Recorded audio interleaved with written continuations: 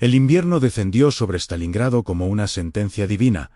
No fue gradual ni apacible. Llegó una noche de noviembre de 1942 con vientos gélidos de las estepas siberianas, trayendo consigo una oscuridad que parecía absorber la luz de los ojos. La temperatura descendió a 20 grados bajo cero, y con ella se derrumbó cualquier ilusión de que esta guerra aún obedeciera las leyes de la razón humana. Las ruinas de la ciudad que una vez llevó el nombre de Stalin se habían transformado en un cementerio vertical, donde los edificios esqueléticos servían de tumbas para los vivos, y los muertos permanecían congelados en la misma posición donde la muerte los encontró, con las manos extendidas hacia un cielo que ya no respondía a las plegarias. Friedrich Paulus, comandante del Sexto Ejército alemán, estaba rodeado de 300.000 hombres atrapados en una bolsa de hielo y sangre, rodeados por las fuerzas soviéticas que habían ejecutado la Operación Urano con precisión quirúrgica. Las líneas de suministro alemanas fueron cercenadas como arterias en una guillotina invisible. El asedio finalizó el 23 de noviembre, y desde entonces cada amanecer trajo consigo la creciente certeza de que no había salida. Solo la elección entre morir luchando o morir esperando. Paulus era un hombre metódico, educado en las tradiciones prusianas de disciplina militar, un soldado que creía en el orden como principio fundamental del universo. Pero ahora, sentado en el sótano helado de unos grandes almacenes destruidos que le servían de cuartel general, se enfrentaba al colapso de todo orden conocido. Hermann G.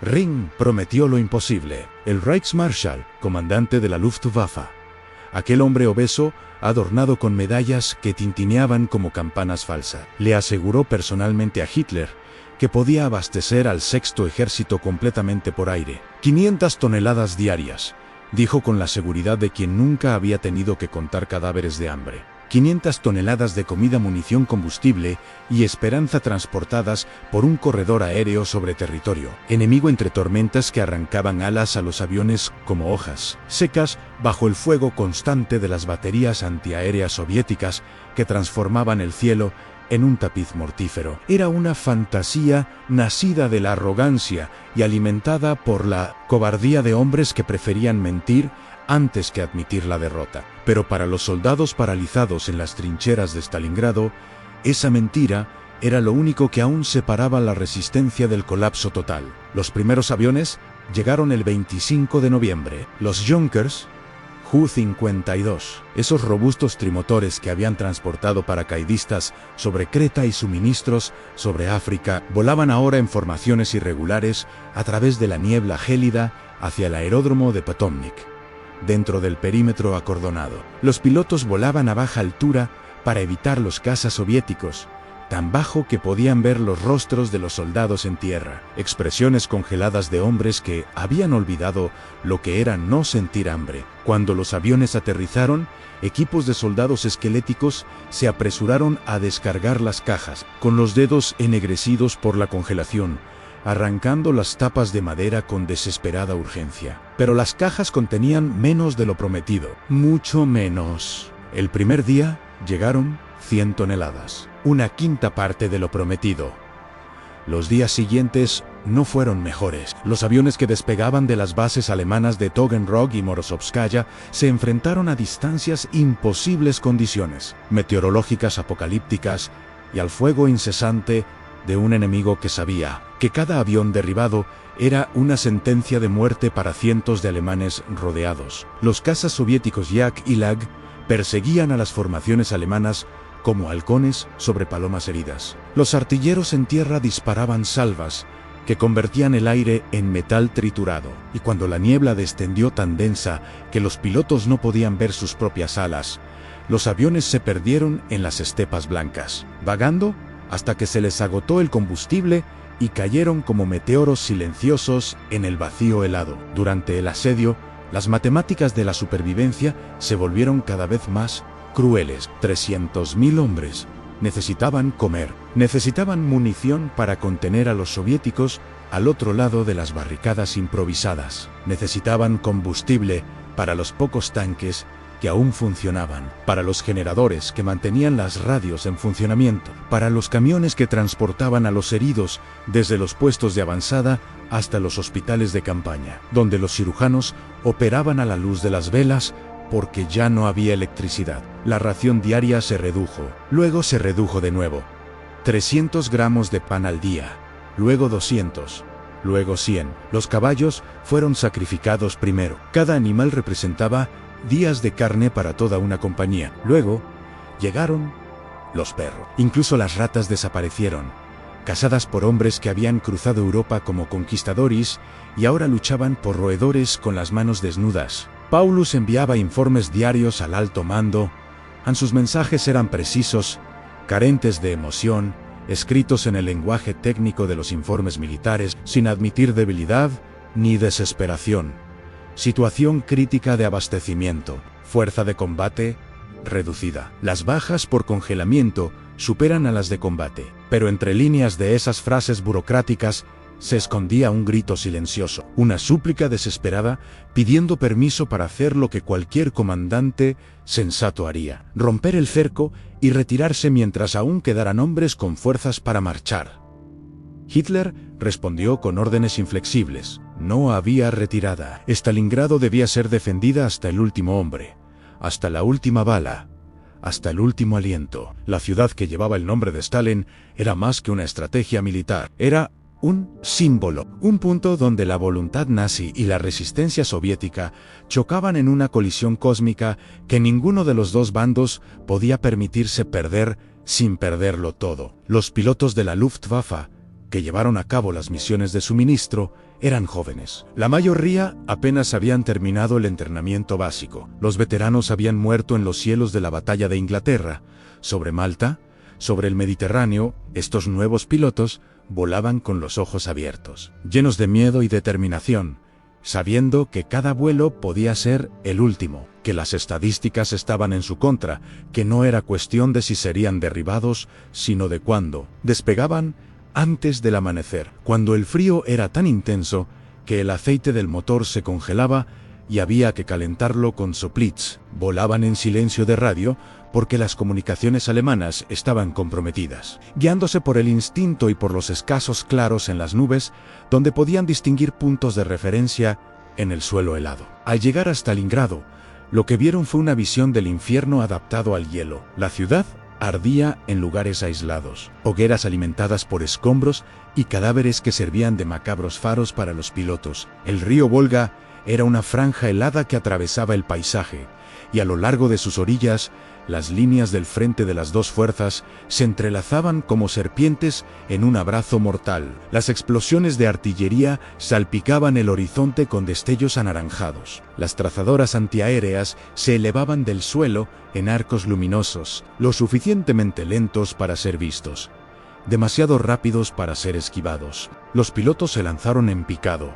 Lanzaron los aviones en espirales desesperadas. Rezaron en dialectos bávaros y sajones, mientras el metal desgarrado silbaba alrededor de los fuselajes. El aeródromo de Potomnik era una pesadilla. Ya no había una pista de aterrizaje en condiciones, solo tierra helada y llena de cráteres que los equipos de mantenimiento intentaban rellenar con nieve compactada y los restos de los aviones anteriores. Alrededor de la pista, miles de heridos yacían en filas interminables, hombres sin piernas ni brazos, con el rostro quemado por la explosión de granadas y los pulmones perforados por la metralla, todos esperando un lugar en los aviones que despegaban, porque los Junkers que traían suministros no regresaban vacíos. Llevaban consigo a los heridos más graves, aquellos que aún tenían alguna posibilidad de sobrevivir si llegaban a los hospitales de la retaguardia. Pero había espacio para unos 50 hombres por vuelo, y había miles esperando, y cada día ese número crecía. Los soldados encargados de elegir quién subiría a los aviones envejecían con cada turno. Miraban a los ojos a los hombres que habían sido sus camaradas, hermanos de armas, compañeros que habían compartido la última rebanada de pan o la última gota de vodka robada a los soviéticos, y tenían que decidir: este sí, aquel no, este aún puede salvarse, aquel está perdido de todos modos. Algunos heridos suplicaron, otros permanecieron en estoico silencio, aceptando el veredicto con la resignación de quienes ya habían hecho las paces con la muerte. Y algunos, los que habían perdido la cordura por completo en las semanas de asedio, Rieron, risas agudas y entrecortadas que resonaron por el campo helado como el canto de pájaros enloquecidos. Dentro del perímetro cercado, la ciudad se transformaba día a día en un paisaje lunar. Los bombardeos constantes reducían los edificios a montones de escombros que se convertían en nuevas fortificaciones. Soldados alemanes y soviéticos luchaban por el control de una sola habitación. Un pasillo, una escalera que no conducía a ninguna parte porque los pisos superiores se habían derrumbado. La línea del frente ya no era una línea sino un laberinto tridimensional, donde los dos ejércitos se entrelazaban tan íntimamente que los comandantes perdían el control y cada batalla se convertía en una decisión individual para los soldados que luchaban porque detenerse significaba morir. En los sótanos y alcantarillas, donde el frío era ligeramente menos mortal, los soldados alemanes se acurrucaban como animales hibernando, dormían acurrucados para conservar el calor, quemando todo lo que se pudiera quemar: muebles, libros, incluso la ropa de los muertos. El olor era indescriptible: cuerpos congelados y en descomposición, gangrena, disentería, vómitos y orina de hombres demasiado enfermos para abandonar sus escondites. Las enfermedades se propagaban más rápido que las balas soviéticas antifusan disentería, congelación que convertía los dedos y las orejas en trozos de carne negra que se desprendían como hojas secas. Los médicos amputaban sin anestesia porque ya no había anestesia, y los gritos de los operados se mezclaban con el sonido constante de la artillería en una sinfonía de sufrimiento que nunca se detenía, nunca. Disminuía, solo cambiaba de tono cuando el día se convertía en noche y la noche se convertía en día otra vez. Pero los aviones seguían llegando, menos cada semana, menos cada día, pero seguían llegando. Los pilotos desarrollaron un coraje nacido no de la esperanza, sino de la obligación mecánica. Volaban porque eso era lo que hacían, porque los hombres en tierra dependían de ellos, porque rendirse significaba admitir que todo había sido en vano, que los muertos habían muerto para nada, que el universo estaba gobernado solo por el caos y no por el orden prusiano en el que les habían enseñado a creer. Algunos pilotos desarrollaron rituales. Tocaban una fotografía antes del despegue, recitaban una oración específica, revisaban los instrumentos en una secuencia exacta que nunca variaba, como si la repetición de estos gestos pudiera imponer algún orden en el caos, alguna previsibilidad en el momento aleatorio, en que una bala soviética encontraría un tanque de combustible y transformaría al hombre y la máquina en una bola de fuego que caería humeante sobre la estepa. En diciembre, los soviéticos intensificaron la presión, no solo sobre el perímetro cercado de Stalingrado, sino también sobre las bases aéreas alemanas fuera del cerco, aquellas desde las que despegaban los aviones de suministro. Constantes bombardeos aéreos, incursiones de tanques, sabotajes por parte de partisanos que surgían de la población civil como fantasmas vengativos. El aeródromo de Taganrog fue evacuado.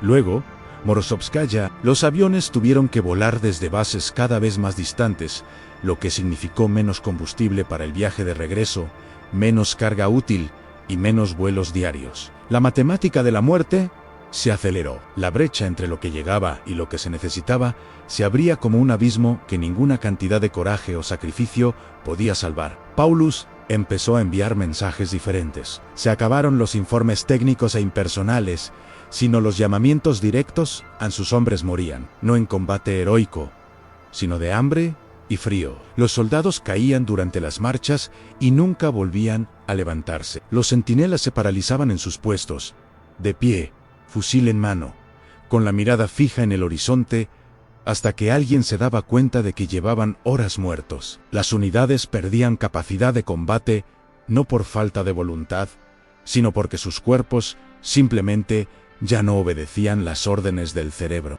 Músculos atrofiados por la desnutrición, huesos frágiles por la falta de calcio, mentes nubladas por la hipotermia crónica que convertía decisiones sencillas en acertijos insalvables. Hitler respondió con promesas vacías. Se estaba preparando una ofensiva de relevo. El grupo de ejércitos Don, al mando del mariscal de campo von Manstein, rompería el cerco soviético y restablecería el contacto con el Sexto Ejército. Solo aguanta un poco más. Solo aguanta unos días, más, otra semana, otro mes. Las promesas cambiaron, pero la esencia permaneció. Ann muere donde estás, porque tu muerte tiene un propósito mayor, porque eres peón en un juego jugado por hombres que nunca han sentido el frío que sientes, nunca han conocido el hambre que te roe las entrañas, nunca han mirado a los ojos de un camarada y visto la luz desvanecerse lentamente como una vela consumida. La operación Tormenta de Invierno comenzó el 12 de diciembre. Las fuerzas de Manstein avanzaron desde el sur con unidades blindadas que atravesaban las líneas soviéticas con la precisión que había hecho famosos a los alemanes en los primeros años de la guerra. Durante días pareció posible. Las divisiones Panzer se acercaron a 50 kilómetros del perímetro cercado. 50 kilómetros, una distancia que un hombre sano podría recorrer a pie en 2 días. Pero Paulus tenía órdenes de no intentar una ruptura. Hitler había sido claro, Stalingrado no podía ser abandonado. Y así el Sexto Ejército permaneció inmóvil mientras su salvación se acercaba, observando desde el otro lado del abismo helado como Manstein luchaba contra un enemigo que se fortalecía cada día alimentado por reservas inagotables provenientes de las profundidades de Rusia. El 23 de diciembre, Manstein se detuvo, no por decisión propia, sino porque no le quedaba otra alternativa. Las bajas eran insostenibles. Las líneas de suministro estaban desbordadas. Los soviéticos habían lanzado otra ofensiva más al sur, amenazando con arrasar no solo al Sexto Ejército, sino a todo el grupo de ejércitos Don. La disyuntiva era clara: retirarse ahora o ser rodeado y destruido, junto con aquellos a quienes intentaba salvar. Manstein se retiró, y con su retirada murió la última esperanza real de salvación para los hombres atrapados en Stalingrado. La Navidad llegó sin celebración. Algunos capellanes intentaron organizar servicios religiosos en sótanos helados, recitando con voz ronca pasajes sobre la paz en la tierra y la buena voluntad hacia los hombres, mientras afuera los proyectiles de mortero estallaban con una regularidad metrónica. Algunos soldados entonaban himnos aprendidos en la infancia, melodías que evocaban recuerdos de hogares cálidos y mesas abundantes, de madres, hermanas y amores esperando en algún lugar lejano e inalcanzable. Sus voces se quebraron por la emoción y la desnutrición. Las lágrimas se les congelaron en el rostro antes de poder caer, y cuando los himnos terminaron, el silencio que siguió fue más denso que cualquier bombardeo. Los aviones seguían llegando, pero ahora en cantidades patéticas, an 10 al día, 5 al día. A veces solo uno, un solitario Junkers, luchando contra tormentas y fuego antiaéreo para entregar quizás 3 toneladas de suministros a un ejército que necesitaba 500. Los pilotos veían la inutilidad, pero aún así volaban, porque rendirse era impensable, porque mientras hubiera un avión en el aire, existía la ilusión de que se estaba haciendo algo, de que los hombres en tierra no habían sido completamente abandonados. Era una mentira que todos conocían, pero de la que todos dependían para mantener intacta una parte de la humanidad. Enero de 1943 llegó con una oscuridad que parecía permanente. El sol, cuando apareció brevemente sobre el horizonte helado, era apenas un disco pálido y sin calor, incapaz de penetrar la neblina de humo y hielo que envolvía Stalingrado como un sudario. El perímetro alemán se reducía día a día, no por decisión táctica, sino por pura erosión. Cada ataque soviético arrasaba otra manzana, otra posición, otro puñado de hombres que simplemente se desvanecían en la niebla de la batalla y nunca más se les veía. Los mapas del cuartel general se volvieron obsoletos en cuestión de horas. Las líneas trazadas con seguridad por la mañana se borraban por la tarde, sustituidas por otras más lejanas, más frágiles, más cercanas al colapso final. El aeródromo de Potomnik cayó el 16 de enero. El último avión despegó bajo fuego directo de la artillería soviética, con los motores rugiendo desesperados mientras los proyectiles explotaban en la pista improvisada. Algunos aviones lograron ascender, sobrecargados de heridos amontonados como leña. Otros fueron alcanzados en tierra, convirtiéndose en piras en llamas, que iluminaban la noche con una luz obscena. Los hombres que quedaron vieron desaparecer los últimos aviones entre las nubes bajas y supieron, con una certeza indescriptible, que habían presenciado su propia sentencia de muerte. Solo quedaba Gambrak, un aeródromo más pequeño y precario, el último punto donde aún podían aterrizar aviones dentro del cerco que ahora medía menos de 15 kilómetros de extremo a extremo. En los sótanos y las ruinas, los hombres comenzaron a hablar de rendición, no en voz alta, no abiertamente, sino en susurros entre camaradas de confianza, susurros que llevaban el peso de la traición, porque la rendición era impensable, contradecía todo lo que les habían enseñado sobre el honor y el deber. Pero el honor no reconfortaba cuerpos congelados, el deber no llenaba estómagos vacíos, y lenta, inexorablemente, la idea se extendió como una enfermedad o como la cordura, según la perspectiva. Algunos oficiales amenazaron con ejecutar a cualquiera que mencionara la rendición. Otros miraban a sus tropas esqueléticas y se preguntaban en silencio qué sentido tenía prolongar el sufrimiento cuando el final era inevitable. Paulus estaba destrozado. Toda su educación, toda su carrera, toda su identidad se habían cimentado sobre los pilares de la obediencia y la disciplina militar. Había recibido órdenes directas de resistir hasta el final. Hitler había declarado personalmente que ningún soldado alemán debía abandonar Stalingrado con vida si eso significaba abandonarlo en manos del enemigo. Pero Paulus también era responsable de los hombres bajo su mando, y esa responsabilidad pesaba sobre él como una fría cruz de hierro. Pasaba horas sentado en silencio, contemplando mapas que ya no significaban nada, escuchando el lejano sonido de la artillería que se acercaba como una marea inexorable. Sus subordinados esperaban una decisión, una orden, alguna señal de liderazgo, pero no había ninguna decisión correcta que tomar. Solo había opciones entre diferentes formas de condena. Los pilotos que aún realizaban misiones a Gambrak eran fantasmas vivientes. Tenían los ojos hundidos.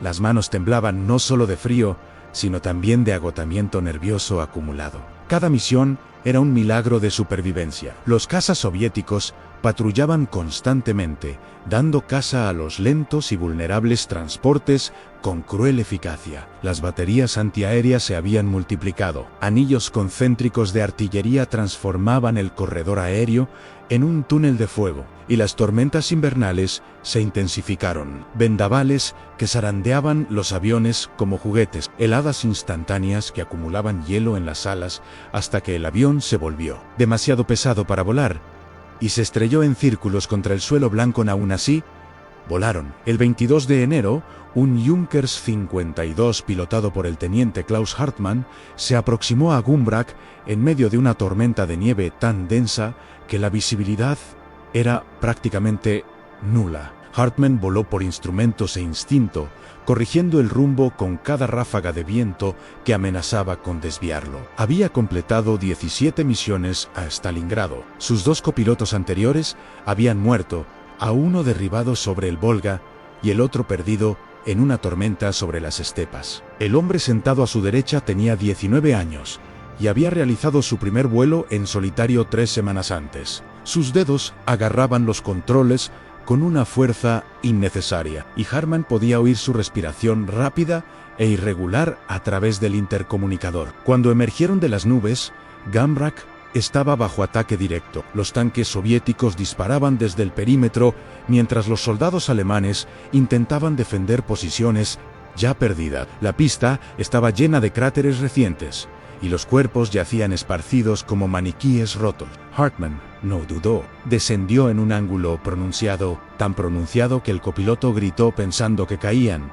y aterrizó con un impacto que rompió el tren de aterrizaje, antes de que el avión se detuviera por completo. Los soldados alemanes emergieron de las trincheras que rodeaban la pista, corriendo hacia el avión con la energía desesperada de quienes sabían que era su última oportunidad. No solo llevaban a los heridos, llevaban todo lo que podían llevar en documentos en equipo, trofeos personales arrebatados de los bolsillos de uniformes sucios, y cartas a miles de cartas escritas en trozos de papel, envoltorios de munición, márgenes de mapas, cualquier superficie donde la tinta o el lápiz pudieran dejar una marca, últimas palabras, a esposas, madres e hijos, que quizá nunca las leyeran, pero que representaban la necesidad humana fundamental de dejar algún rastro, alguna evidencia de que habían existido, de que sus vidas y muertes significaban algo más allá de las frías estadísticas de los informes militares. Hartman le gritó a su copiloto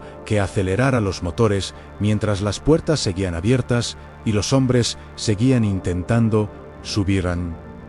No había tiempo. Un tanque soviético había girado su torreta hacia el avión. Hartman vio el destello del disparo una fracción de segundo antes de oír la explosión. El proyectil pasó lo suficientemente cerca como para sentir la onda expansiva sacudiendo el fuselaje. Aceleró al máximo. Sintió que el avión sobrecargado se resistía, vacilaba y luego comenzaba a moverse pesadamente por la pista llena de baches. Los hombres seguían corriendo a su lado, gritando, suplicando, algunos intentando aferrarse a las alas a medida que el avión ganaba velocidad. Hartman no miró atrás.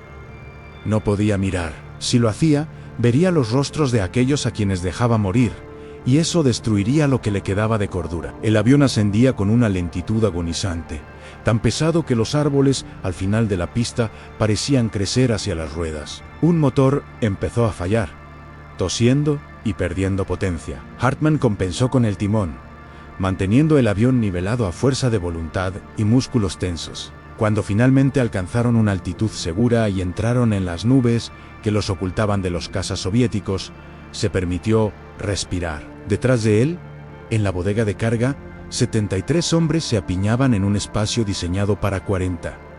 Algunos lloraban, a otros rezaban. Algunos simplemente miraban fijamente al vacío, con ojos que habían visto cosas para las que el lenguaje humano no tenía palabras adecuadas. Gumbrak cayó 2 días después. Con él, se acabó la última conexión aérea con el mundo exterior. El sexto ejército quedó completamente aislado, una isla de sufrimiento rodeada por un océano de hielo y muerte. Los soviéticos no tenían prisa, podían esperar. El invierno y el hambre hicieron su trabajo mejor que cualquier artillería. Cada día, cientos de alemanes morían no por heridas, sino por simple agotamiento físico. El cuerpo humano tiene límites finitos. Puede funcionar sin alimento durante semanas, pero con el tiempo empieza a consumir sus propios músculos, sus propios órganos. El corazón se debilita, los riñones fallan. La mente se desconecta de la realidad como un mecanismo de protección que ya no protege nada. El 1 de enero, Hitler ascendió a Paulus a mariscal de campo. Fue un regalo envenenado, un recordatorio de que ningún mariscal alemán se había rendido jamás en la historia. El mensaje era claro: Paulus debía morir luchando por su propia mano, pero no debía vivir para rendirse. Al día siguiente, el 1 de febrero, Paulus se rindió de todos modos, no con un gesto grandilocuente, sino en silencio, en un sótano helado, rodeado de oficiales esqueléticos que ya no tenían fuerzas para protestar. La noticia se extendió por lo que quedaba del perímetro. Algunos soldados arrojaron las armas y alzaron las manos inmediatamente. Otros continuaron luchando unos días más, no porque creyeran en la victoria, sino porque luchar era lo único que aún sabían hacer. El 2 de febrero de 1943, el último remanente de la resistencia alemana en Stalingrado cesó el fuego. 91.000 soldados alemanes fueron hechos prisioneros por la Unión Soviética. De ellos, solo 5.000 regresarían a Alemania en los años siguientes. El resto moriría en campos de prisioneros de guerra a causa del tifus, los trabajos forzados y la desnutrición continua que sus cuerpos ya no podían soportar. Los soviéticos habían perdido más de 1 millón de hombres defendiendo la ciudad. La ciudad misma había dejado de existir. De lo que una vez fue una metrópolis industrial, solo quedaban ruinas humeantes y montañas de escombros, donde el viento aullaba entre las estructuras vacías como el lamento de fantasmas que no encontraban descanso. El último lanzamiento aéreo a Stalingrado no se registró oficialmente. Ocurrió la mañana del 2 de febrero, horas antes del alto el fuego definitivo. Un solo Heinkel 111 modificado, pilotado por un piloto, cuyo nombre se ha perdido en los registros o nunca se registró. No intentó aterrizar, no había dónde aterrizar. En cambio, voló a baja altura sobre las ruinas, sobre los soldados que aún resistían en reductos aislados y lanzó su cargamento en paracaídas. No eran suministros. Ya no tenía sentido enviar comida ni munición, eran solo banderas. Banderas alemanas para que los últimos defensores pudieran morir bajo sus colores. Para que tuvieran algo con que cubrirse el rostro cuando finalmente llegara la muerte. El piloto completó su lanzamiento y giró hacia el oeste, a casa, sabiendo que no había participado en una misión de rescate, sino en un funeral. El silencio que se apoderó de Stalingrado al cesar los últimos disparos fue ensordecedor. Durante meses, la ciudad había sido una constante sinfonía de violencia. Ahora, solo se oía el viento soplar entre las ruinas, levantando nieve que cubría a los muertos con sudarios blancos. La guerra continuaría 2 años. Mas Hitler encontraría otras batallas, otras ciudades que destruir en su búsqueda de un imperio que solo existía en su mente febril. Pero Stalingrado marcó el punto de inflexión, donde la ilusión de invencibilidad se hizo añicos ante la implacable realidad de que incluso la voluntad más fanática tiene límites cuando se enfrenta a la resistencia humana llevada al extremo. Los pilotos que sobrevivieron a las misiones de suministro llevarían Stalingrado consigo el resto de sus vidas. Se despertarían en mitad de la noche con el sonido fantasmal de motores en crisis. Verían los rostros de los hombres abandonados cada vez que cerraran los ojos. Algunos beberían para olvidar, otros se abrazarían al silencio y jamás hablarían de lo que habían visto. Pero todos sabrían, con una certeza grabada en la sangre, que habían presenciado algo que trascendía la guerra misma. Habían visto el punto exacto donde la ambición humana choca con la mortalidad humana, donde las ideologías grandiosas se disuelven ante la simple realidad de cuerpos que sangran, se congelan y mueren sin importar las órdenes que reciban. Y en las estepas que rodean Stalingrado, donde la nieve fresca cubría la nieve vieja en interminables capas, los restos de cientos de aviones yacían dispersos en kilómetros de blanco vacío. Junkers, Heinkels y Focke-Wulfs, todos reducidos a metal retorcido y sueños destrozados, monumentos involuntarios a la futilidad de intentar llevar esperanza a través de cielos controlados por la desesperación. El último cargamento aéreo de Stalingrado no fue ese solitario Heinkel bajando banderas. Fue cada piloto que voló sabiendo que probablemente moriría, cada tripulación que despegó en una mañana gélida y nunca regresó, cada hombre que eligió el deber por encima de la autopreservación, no porque creyera que cambiaría algo, sino porque la alternativa era abandonar por completo su propia humanidad. Y quizás esa sea la lección final que enseña Stalingrado, que el coraje no es la ausencia de miedo ni la certeza de la victoria. Es la elección de continuar cuando continuar es imposible, de llevar esperanza cuando la esperanza es una mentira, de volar a través de las tormentas hacia hombres condenados, porque renunciar a ellos sería renunciar a todo lo que hace que la vida valga la pena. El último cargamento aéreo de Stalingrado fue cada acto de resistencia contra la rendición a la crueldad absoluta, y en ese sentido, nunca terminó realmente. Sigue transportándose cada vez que alguien elige la compasión sobre la conveniencia, la lealtad sobre la lógica, la humanidad sobre el horror, porque eso es lo que esos pilotos llevaron a través de esos cielos infernales. No solo provisiones, sino la prueba obstinada e irracional de que incluso en lo más profundo de la maldad humana, algo incorruptible aún resiste, aún vuela, aún se niega a caer. El silencio que permanece tras estas palabras no pide respuestas fáciles. Pide memoria. Pide que no olvidemos el precio que pagaron hombres comunes en circunstancias extraordinarias. Si esta historia te conmovió, si por un instante sentiste el frío de aquellas estepas o escuchaste el rugido de aquellos motores abriéndose paso entre tormentas imposibles, no dejes que ese sentimiento se pierda en el olvido. Deja tu huella aquí. Dale a me gusta.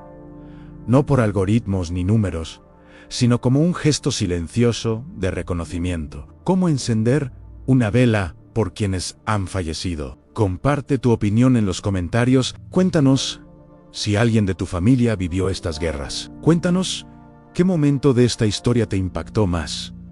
En cada comentario demuestra que estas historias aún importan, que la memoria histórica aún late viva en corazones que se niegan a olvidar. Suscríbete a este canal si crees que la historia debe contarse con alma, no solo con fechas y números. Activa las notificaciones, porque cada semana te traemos nuevas narrativas que profundizan en la experiencia humana durante los momentos más oscuros y brillantes de la historia. Aquí no encontrarás resúmenes superficiales. Encontrarás la guerra contada tal como se vivió, se sintió, se sufrió y se sobrevivió. Si Stalingrado te marcó, el video que aparece en tu pantalla ahora trae otra historia que necesita ser conocida. Otra batalla donde hombres comunes se enfrentaron a lo imposible. Otro capítulo olvidado de la historia que merece ser recordado antes de que desaparezca por completo en las sombras del tiempo.